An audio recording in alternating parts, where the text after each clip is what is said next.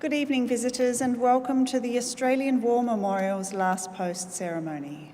My name is Sharon Bown, and joining us this evening from the Royal Australian Air Force is Warrant Officer Chris Voigt.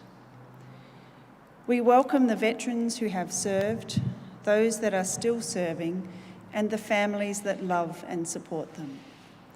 We acknowledge the members of RSL and Services Clubs Association, RSL Victoria and RSL Queensland, who are watching the broadcast of this ceremony across Australia. During this evening's ceremony, wreaths will be laid at the base of the Pool of Reflection by visitors to the memorial and by students from Grace Christian College, Albury-Wodonga, Victoria. If you are able, would you please stand and join in singing the National Anthem?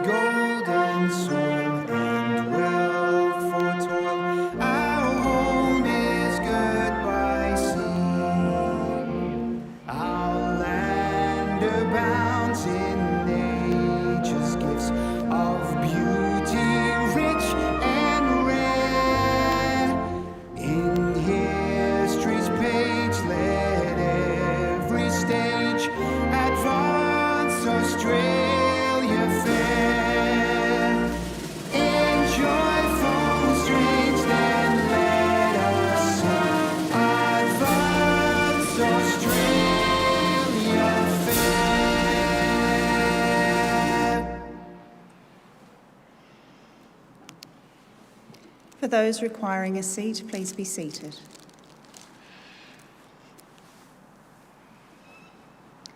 The Australian War Memorial was the vision of Charles Bean, Australia's First World War official historian. Bean landed with the Australian troops on Gallipoli and stayed with them at the front through to the end of the war. The idea of this national memorial and museum came to him at Pozières, France, in the depths of the bloody fighting of 1916. Bean's idea was that this would be a place where families and friends could mourn loved ones buried in faraway places. It would also be a place that could help all Australians understand what these men and women had endured and what they had done for us. Bean's vision, to which we remain true, is best expressed as inscribed in the entrance to the memorial's galleries. Here is their spirit, in the heart of the land they loved, and here we guard the record which they themselves made. Tonight we will read the story behind just one of those on the Roll of Honour, which lists the names of more than 102,000 men and women who have given their lives for us in war and on operations for more than a century. But first we present a lament, Flowers of the Forest. Wreaths and floral tributes will now be laid at the base of the Pool of Reflection.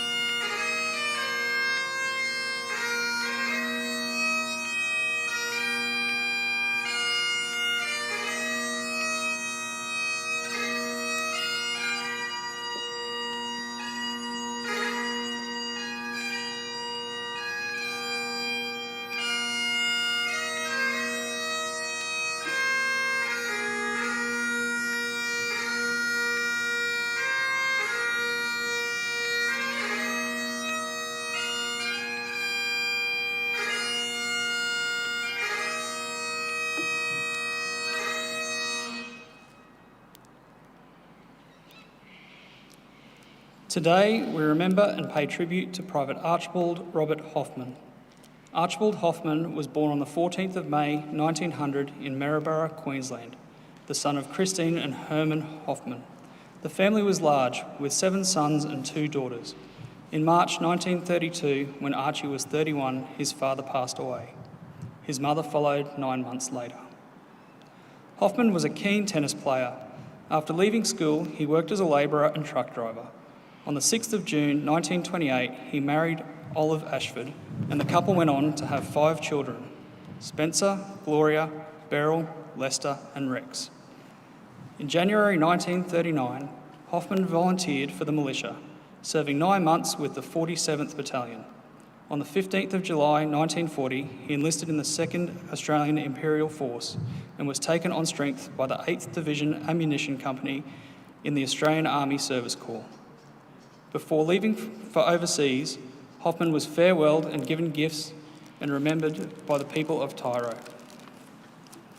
He embarked aboard the troop ship Sibirjak on the 7th of August 1941, arriving in Singapore a little over a week later.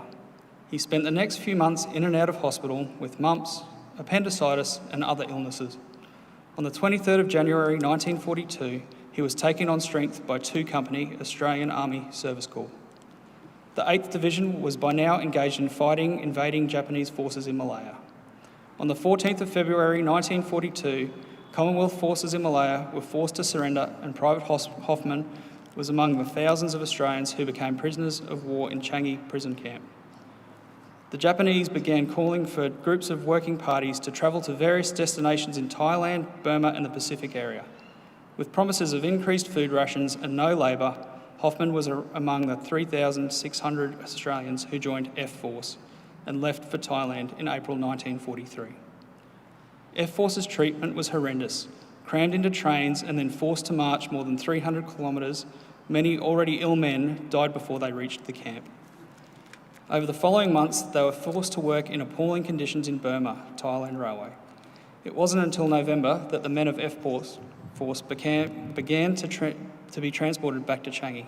Of the original force, more than 1,400 did not return. Private Archibald Hoffman never made it back. He contracted beriberi and pneumonia and died in a Thailand camp on the 21st of January 1944. He was 43 years old. Olive Hoffman did not learn of her husband's fate until October 1945. Archibald was dearly mourned by his family, who placed in memorandum notices in the newspaper to commemorate his passing. One inserted by his wife and children read, "His pals are all returning. What a joy for those concerned, but for us an everlasting sadness, for he will never return. Although his smile has gone forever and his hands we cannot touch, we will never lose such sweet memories of one we love so much." In 1948, the Wattle Brae Tennis Club unveiled a memorial plaque commemorating Hoffman. Olive Hoffman had donated the land on which the tennis courts were built as a memorial to her late husband. Private Archibald Robert Hoffman is buried in Kanchanberry War Cemetery in Thailand under the inscription, "He died that we might live." His name is listed on the Roll of Honour on my left, among 40,000 Australians who died while serving in the Second World War. His photograph is displayed today beside the pool of reflection. This is but one of many stories of service and sacrifice told here at the Australian War Memorial. We now remember Private Archibald Robert Hoffman, who died for us, for our freedoms, and in the hope of a better world.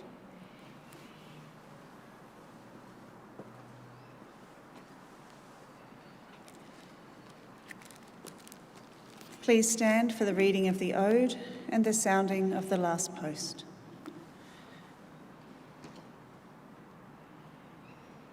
They shall grow not old, as we that are left grow old. Age shall not weary them, nor the years condemn. At the going down of the sun and in the morning, we will remember them. We will remember them.